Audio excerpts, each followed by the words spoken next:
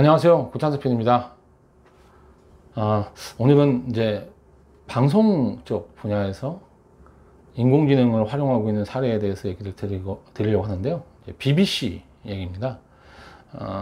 사실 이제 통신사들은 인공지능이라고 하는 게 IT하고 통신이라고 하는 게 워낙 그 관계가 깊기도 하고, 통신의 앞으로의 먹거리 중에 하나로 인공지능을 꼽고 있기 때문에 통신사들은 대부분 인공지능 연구를 전문적으로 하는 전담 부서를 가지고 있습니다. 그렇지만 이제 방송사들은 방송에 아직 인공지능을 활용할 만한 그런 사례가 나타나고 있지 않은 데다가, 물론 연구는 사실 많이 되고 있습니다. 근데 이제 연구 차원이고 이거를 실제적으로 사업적으로 어디다 활용하거나 이런 움직임이 아직까지는 그렇게 구체화되고 있진 않아서 방송사들의 움직임을 많이 볼 수 없는 게 사실이긴 합니다. 그런데 그 중에 이제 특별하게 이게 아마 공영방송사라는 것 때문에 조금 더 당장의 이익보다는 앞으로 긴 미래를 보고 뭔가 투자를 한다는 개념, 그리고 방송 산업을 선도한다는 개념 때문에 BBC, 그리고 이제 일본의 NHK 이런 회사, 한국의 KBS도 사실은 뭐 활발히는 아니지만 아주 작은 규모라고 얘기할 수 있는데, 인공지능에 대해서 고민을 하고 있고, 지금 인공지능을 어떻게 방송 분야에 적용할 거냐에 대해서 일정 부분 생각을 가지고 적용 연구를 하고 있습니다. 그래서 이제 KBS에서는 동영상에서, 요즘 동영상에 이제 동영상에 있는 음성을 인식해서 사실 뭐 편집에도 활용하는 그런 연구도 하고 그렇게 하고 있는데요. 이제 KBS에서는 이 동영상을 촬영하고 와서 온 다음에 프리뷰라고 해서 동영상 내용을 이렇게 이제 좀 적어 놓거든요. 그래야 나중에 편집하기가 쉽기 때문에. 그래서 프리뷰하는 노트를 씁니다. 근데 프리뷰 노트를 인공지능이 음성 인식을 해서 하는 걸로 연구를 해서 그걸 한번 적용해 보려고 하는 시도를 좀 하고 있는 것 같습니다. 얘기가 옆으로 갔는데, 그리고 NHK도 뭐 이런저런 인공지능 관련돼서 인공지능 아나운서라든지 뭐 인공지능 활용한 뉴스라든지 이런 쪽으로 뭐 연구를 하고 있습니다. 근데 이제 한국이나 일본의 그런 방송에서 인공지능 연구가 조금 그냥 우리가 일반적으로 생각할 수 있는 그런 단계의 그 연구, 단계의 시도라고 보면 BBC는 저는 이제 좀 독특한 것 같습니다. BBC의 시도는 굉장히 재미있다고 생각하는데요. BBC가 이제 여러 분야로 시도했습니다. 제작 쪽에서, 이렇게 방송 제작 쪽에도 인공지능을 지금 뭔가 시도를 하고 있고, 편성에서도 인공지능을 좀 시도를 했었고요. 실제적으로. 그 다음에 셋톱박스에다가 이제 BBC가 그 사실 영국 그 방송에서는 BBC가 주도를 해서 뭔가를 할 수 있는 그런 환경이기도 해서 BBC 위주의 그런 방송사들을 한꺼번에 볼 수 있는 그런 이제 위성 채널도 있잖아요. 이게 서비스가.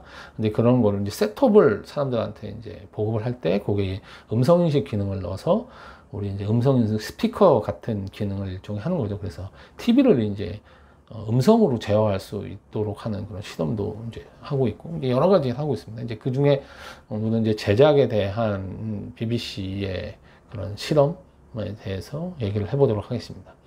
BBC가 제작 쪽에서 실험을 하고 있는 거는 그냥 다른 쪽에서 이미 알려져 있는 뭐 그런 영상에 있는 음성을 뽑아가지고 뭘 하고 뭐 이런 개념보다 조금 더 재미있습니다.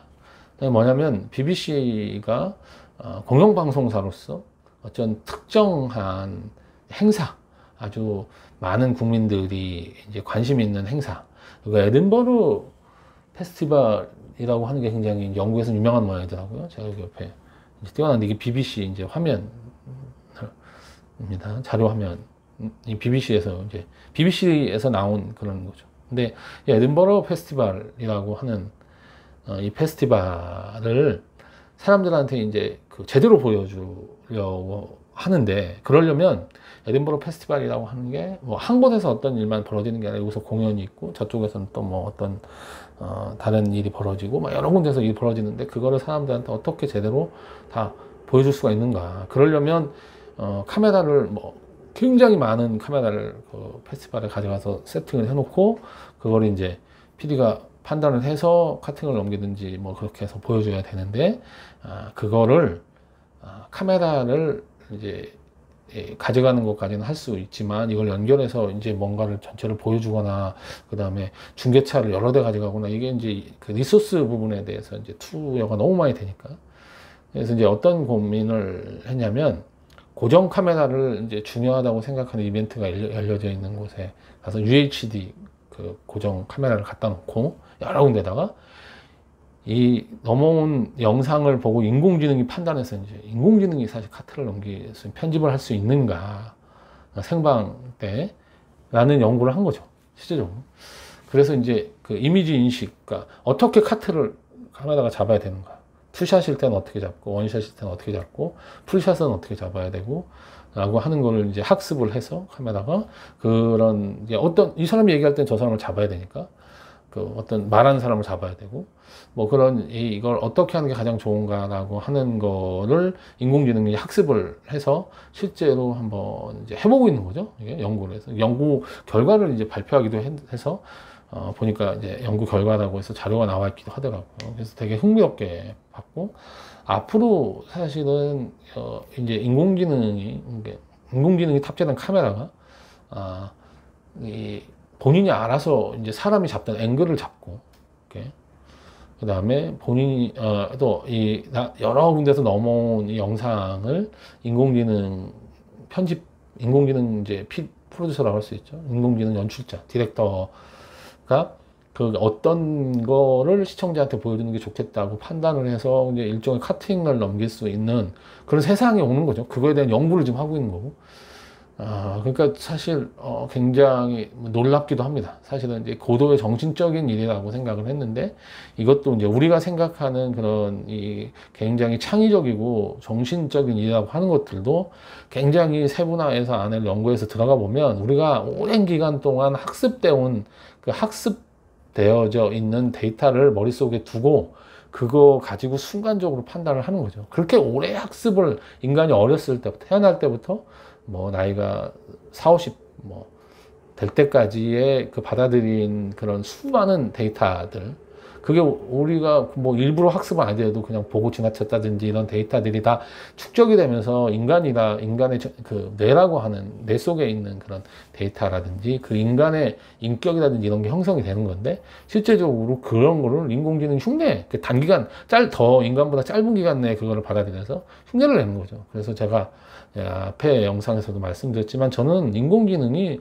인간이 제각각 다른 것처럼 개발하는 사람이라든지 학습을 시키는 사람이 어떤 사람이고 어떤 데이터를 골라내서 하느냐에 따라서 굉장히 제각각의 판단을 내릴 거라고 생각합니다. 그래서 BBC에서 만들어낸 인공지능이 앵글을 잡고 카트를 넘기는 거랑 NHK에서 만드는 거하고 KBS에서 만든 인공지능이 다 다를 거라는 거죠. 실제로. 그래서 인공지능으로 해서 획일화된다든지 이런 일은 사실은 없을 거라고 생각합니다. 실제적으로 인공지능이 어떤 데이터를 받아들이고 어떻게 학습을 하느냐에 따라서 거기에는 그 사람이 가지고 있는 그런 이제 일종의 어디에 가중치를 두느냐 하는 부분, 어떤 사람이 그리고 어떤 편견을 가지고 있느냐 하는 게 어쩔 수 없이 사실은 반영이 될 수밖에 없고 그런 편견을 완전히 없앨 수는 없거든요, 사실. 그래서 이제 인공지능의 그런 편견 문제라든지 이런 부분을 어떻게 최소화시켜서 문제가 없게끔, 뭐냐면 우리가 생각할 때 일반적인 상식을 갖고 있는 사람이 생각하기에 편견이라고 생각하는 부분을 인공지능이 갖고 있으면 안 되겠다. 왜냐하면 인공지능이 앞으로 보여줄 잠재력이나 그런 영향력이라는 게 너무 크기 때문에 이거는 그런 제어를 미리부터 사실 해서 인공지능이 그런 편견을 갖고 이제 뭔가 그런 일을 하게는 해서는 안 되겠다라는 생각들이 다 있는 거죠.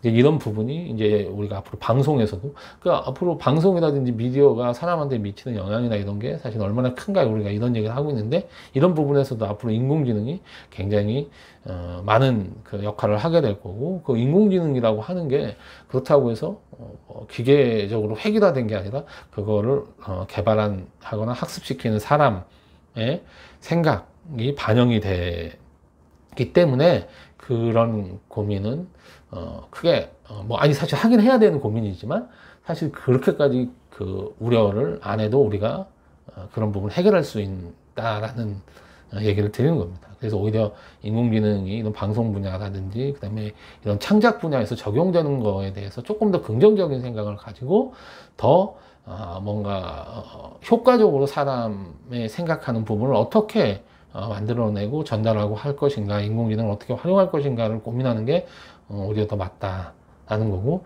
인공지능의 미래라고 하는 거는 결국은 사람의 생각에 의해서 만들어져 가는 거고, 인공지능이 싱귤레리티라는 걸로 해서 인공지능이 가진 능력이 사람을 넘어갔을 때에도 결국은 인공지능이 사람이 만들어낸 인공지능이기 때문에 사람의 생각 범위 안에서 사실은 뭐 이게 제어가 일정 정도 가능하다. 물론 이제 그 어떤 우리 사람이 갖고 있는 그 뇌의 능력 자체를 우리가 100% 이해하지 못하기 때문에 사실은 우리 뇌를 본따서 만든 인공지능이지만 이 인공지능이 굉장히 그러니까 뇌가 정말 우리가 생각하는, 우리가 아직 파악 못한 정도의 발현이 돼서 우리 생각하고 다르게 가서 그 부분이 제어가 안 되는 부분이 사실 나타날 수도 있기 때문에 이런 거에 대한 거는 충분한 논의라든지 이런 부분은 뭐 저도 필요하다고 생각합니다. 하지만 저는 어쨌든 이런 기술이란 부분에 대해서 그 기술이 안 좋게 쓰이거나 이럴 수 있는 가능성이 항상 열려져 있지만 그래도 긍정적으로 어떻게 이 부분을 우리가 지혜를 모아서 해결할 건가라고 생각하는 것이 오히려 더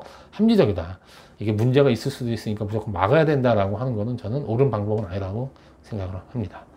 예, BBC 얘기를 하다가 이제 좀 다른 얘기까지 했는데요. 예, 뭐 다음번에는 BBC의 다른 인공지능 활용 연구 사례라든지 NHK라든지 그다음에 한국에 있는 방송사들이 지금 방송 쪽에서 인공지능을 생각하고 있는 부분에 대해서 얘기할 기회가 있으면 또 말씀드리도록 하겠습니다. 예, 이만 드리겠습니다. 감사합니다.